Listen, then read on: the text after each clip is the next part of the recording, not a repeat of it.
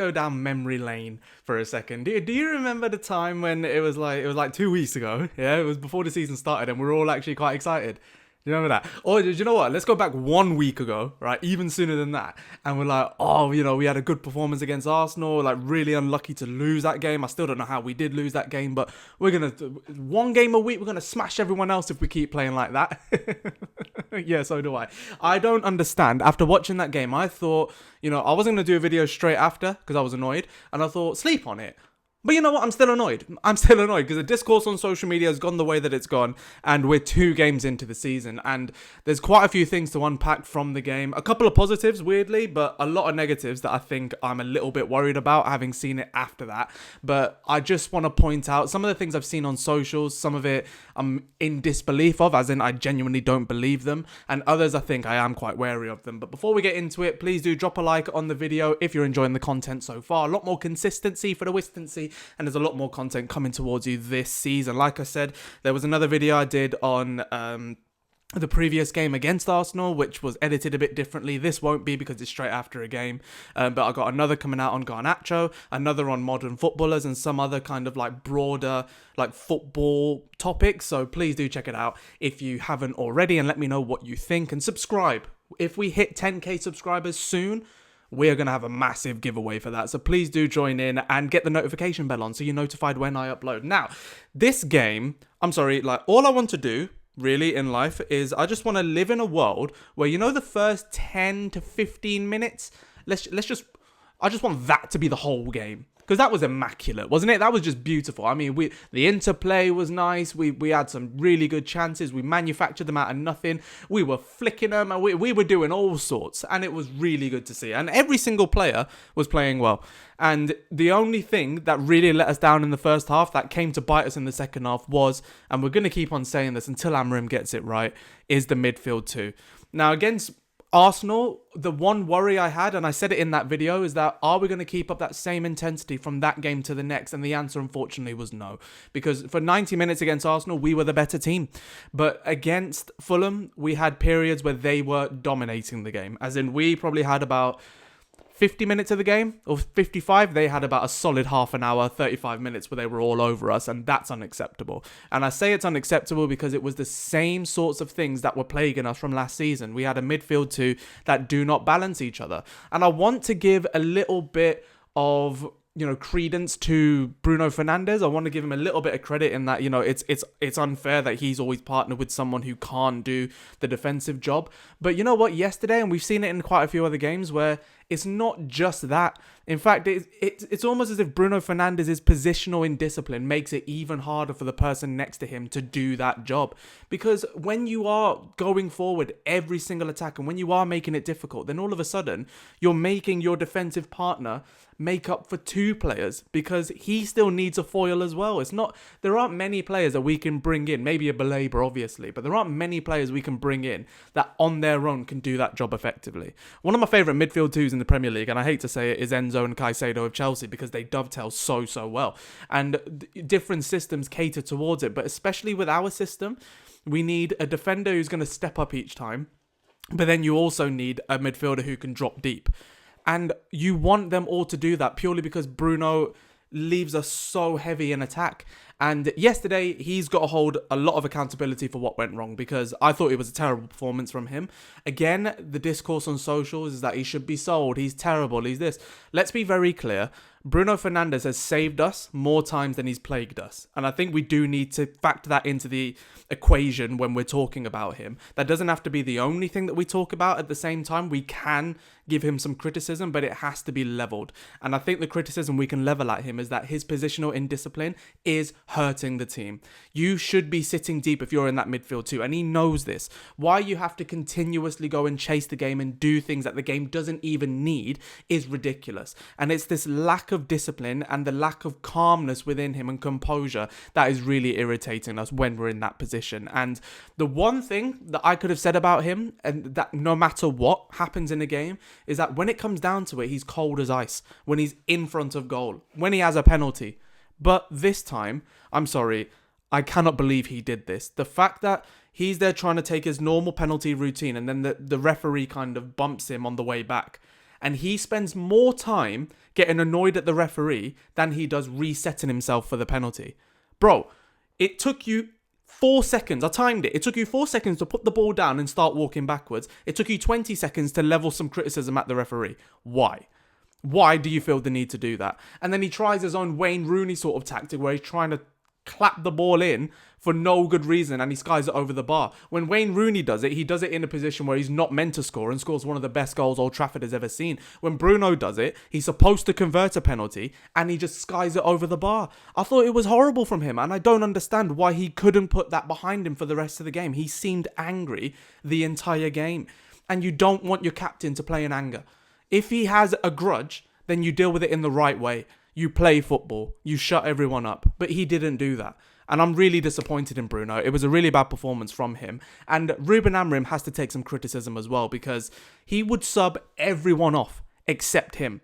I don't know if there's a favoritism going on here and I don't want to even level that right now. I don't want to get drawn into he likes this player over that player, yada, yada, yada. But why, in that scenario, Ruben Amorim has made some really tough decisions in his tenure as Manchester United manager, some really tough ones. The tough one, this is a tough one, to bench your captain or to take your captain off, but you have to do that. Take him out of the limelight, but more importantly, give some of the other players an opportunity to shine because all of the midfielders that featured in that game, the one that didn't is, in my opinion, the most talented one that we've got. Kobbie Mainoo, we saw him in his first breakthrough season, what he is capable of doing. And I thought last season he was burnt out. And frankly, if we give him a bit more time to relax and to come back stronger, then it would be fine. And then I saw him in pre-season, one of the sharpest midfielders that we've got. I saw him bulk out. I saw him looking good. I'm like, okay, cool. No problem here. He comes on for 2 minutes in the Europa League final, doesn't say a word, and he hasn't featured a single minute this season. And I don't understand why. Because this is twice now that Ruben Amorim has got that wrong. Because you had, in the second half against Arsenal, you're thinking, we need to go and attack the game. And you brought in Ugarte, who had a terrible game. Ugarte had a better game this time against Fulham, it's got to be said. But Kobbie is there. Why aren't you playing him? And only today have I seen some reports. To be honest, I'm seeing reports that are a bit too coincidental in timing that I don't think they're really true. But I'm seeing some reports that if we were to receive a bid for Kobbie Mainoo, that Mainoo might actually consider it. Now, let's be honest. If that happens, I will struggle to really understand Ruben Amorim's thinking there. Because already, right, we've lost Toby Collier. I'm not saying he's the be-all and end-all, but we've lost him and not replaced him with a midfielder. So I do think we need another destroyer type of midfielder in there. And when you are talking about rotation in there, Ruben Amorim himself has said he is going up, as in Kobbie, is going up against Bruno for that type of creative role in midfield. Well, in that instance, you should have favoured Kobbie then. Bruno should have been taken off. And he knows that. And he got it wrong. It's as simple as that. Ruben Amorim got it wrong. I thought his team selection, he got it okay in the first instance. Like, you're trying to build up some chemistry with the players that played well versus Arsenal, so I understand that. And then you bring on Seshko, and you sort of realise that actually we need a midfield balance to get the ball in towards him. But what do? You keep the midfield in balance, so Seshko is running all out of position. And Seshko looked bad as well. You're making everyone else look bad. And Cunha, bless him, is the one player at the whole 90 minutes, he does not stop running. So I don't know what his walking stats were at Wolves, but he did not stop running the whole time. And yet we don't give him the tools to succeed either. And it just doesn't make any sense to me. And I think genuinely that Ruben Amorim has to hold his hands up and say that he made a good few mistakes. And, there were some bad performances away from him. I thought Ahmad was poor the entire game. I don't really know what's gotten into him in that game because he was really poor. And I'm sorry, when you have Ahmad and Mbeumo that can't get past Calvin Bassey and Alex Iwobi, then you've got a problem. And that's a physicality problem. And Mbeumo, for me, has flattered to deceive so far. I've not been impressed with him at all. I don't think he's sharp. I don't think he's match fit. And he hasn't been good enough. I'm really disappointed with Mbeumo so far. And that's got to be said. But we'll see how he plays against Burnley because that's a game. I'm sorry, you expect us to flatten them. Simple. With the attacking outlets that we've got. And Casemiro I thought was poor. I think how can you, as a big man Casemiro, get a booking for diving? Like, you need to take a look at yourself in that case, mate. And Dorgu, I thought had a bad game as well. I thought he had a good... The first 20 minutes, everyone was beautiful. It's just the rest of the game, it got really, really bad. Bayindir, in all fairness to him, Yes, he doesn't come out for crosses, and I'm glad we're getting Lamens because I don't think Lamens comes out for too many crosses either, but I don't think he flaps at them either. I think he does punch the ball and he does get something on it more times than Bayindir will. But Bayindir actually put in some good saves, and unluckily for him, he didn't get a clean sheet because I thought he probably deserved one after some of the saves he made. The players who can hold their heads up high is De Ligt. I think De Ligt has had a really strong start to the season, and Leny Yoro once more. I still don't understand how we have got this kid in who's like 18, 19 years old, and he's the one I'm least worried about. I'm not worried about him at all. When he's on the ball, when he's being sized up, I'm not worried about him ever, which is nice. But I worry because I'm thinking if we don't get our act together, he's got like a 5-6 year contract, but if we don't get our act together in 3 to 4 years, he'll leave. And I'll totally understand why he might want to leave. Because in that time period, I think that the pool of centre-backs will start to dwindle a little bit and he will go. And I'm seeing so many different teams, do better in their recruitment. So many different teams like get players that they need in the areas that they need to get them. And right now we are just stagnated. And I was really looking forward to the season. I was really looking forward to some of the performances, and to have a week's rest in between the Arsenal and the Fulham game and to have that much of a drop off is absolutely unacceptable. And Ruben Amorim, I worry for him a little bit because I want him to succeed. Of course I do, but how you can't, I know you don't want to take off your captain, but you're letting a homegrown and most well-paid player leave. You've ostracized about 5 players from the starting lineup, one of them being a striker who, I'm not going to lie, we could have done with yesterday, who actually knows the system a little bit. He's now looking to leave on a loan with an obligation to buy. Like, there isn't really much of a case to say that Ruben Amorim hasn't been backed anymore. Like, yes, you need a midfielder, but when you're leaving someone like Kobbie Mainoo on the bench, and we know that Kobbie and Ugarte works, and we know that Kobbie and Casemiro can work, then you're setting yourself up to fail. So now we look forward to a Grimsby game, we look forward to a Burnley game, and I'm upset with Ruben Amorim, I am, because I'm upset with Bruno. Those are the 2 players that, are supposed to be the leaders, and there has been this discourse as well around, potentially accepting an offer from Saudi for Bruno. And I remember I was on a video with Goal Fan Zone, and I remember saying, if we got an offer of like 90 to 100 million for Bruno Fernandes, you'd have to take it, because you're never going to get that money again.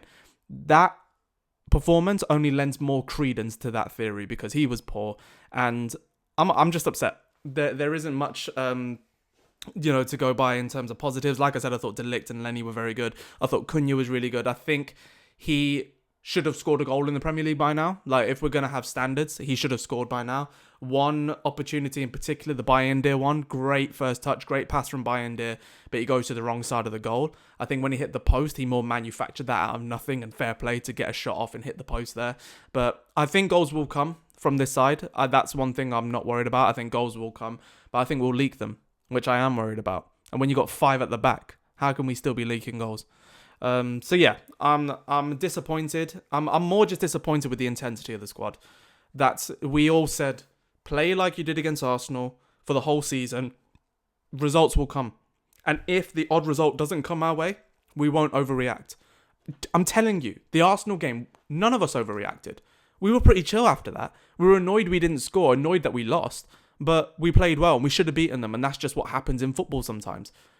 But that was a game yesterday that conceivably we could have lost because of how we played, and it's not good enough. If we have to wait 1 week each to see performances like that, then I don't see many of these players lasting very long, and unfortunately, the manager either, because we gave him a pass. Let's be honest. A lot of us gave him a pass for the first half season, or the last half season of his tenure at United, and we understand why, because he had to deal with a lot of crap. He was trying to implement a system and all this sort of stuff. Now, what's the excuse? That he hasn't got a midfielder, and that leads to a drop-off in intensity like that. I'm just thinking, why would Ineos, after what they've seen, say, here's another 50, 60 million on a midfielder then? It's time for him and these players to start showing more. That's where I'm at. Because if I'm Ineos, I've got you Seshko, I've got you Mbeumo, I've got you Cunha, I'm getting you a goalkeeper. Show me something now. And I'm not saying show me something for 20 minutes in a game.